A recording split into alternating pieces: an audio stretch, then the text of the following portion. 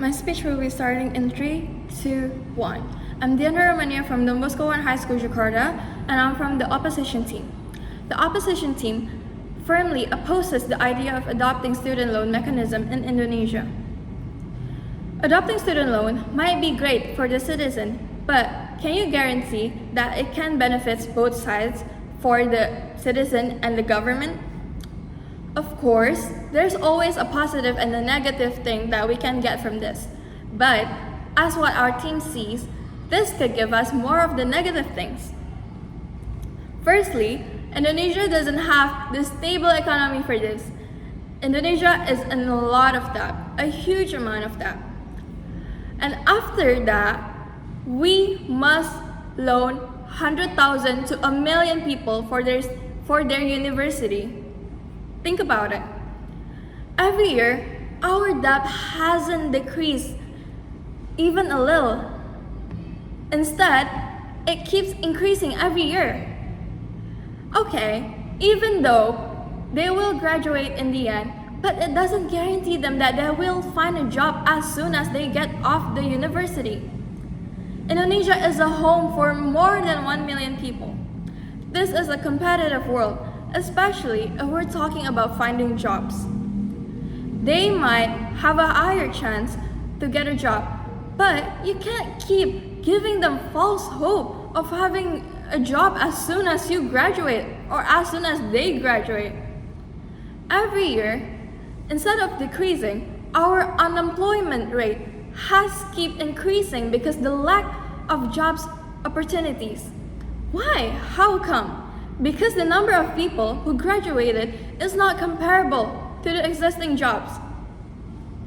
Secondly, scholarship is not limited, but it's exclusive. Scholarship is only given to the one who tries their best and the one who deserves it. Scholarship is achievable by studying hard and improving the skill that you already have. It's not just by luck. It is hard to get a scholarship because we give it to the people who need it and tried their best for it. We don't give a lot of people a scholarship for a reason.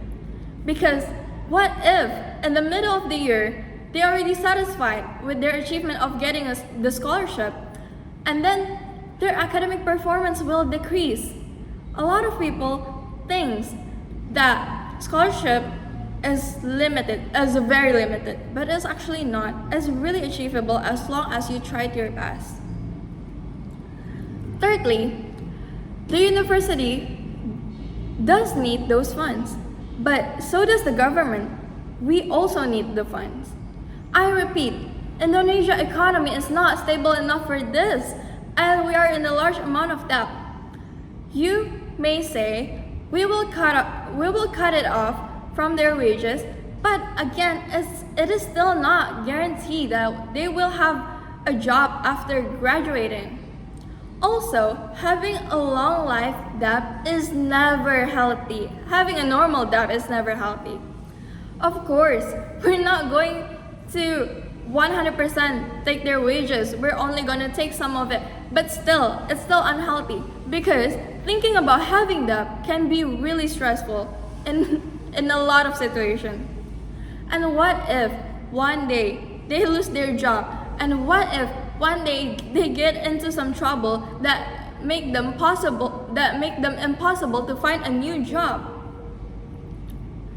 My arguments here are supported by a lot of cases that happen in America. For example, a lot of people in America couldn't pay their student loan, and instead they're unemployed. This decision is really controversial because what if this went south?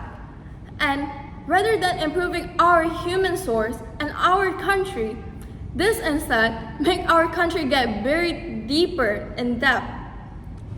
Therefore, it can be concluded that the opposition team does not want to stand with this motion. Because this idea could go wrong in so many ways.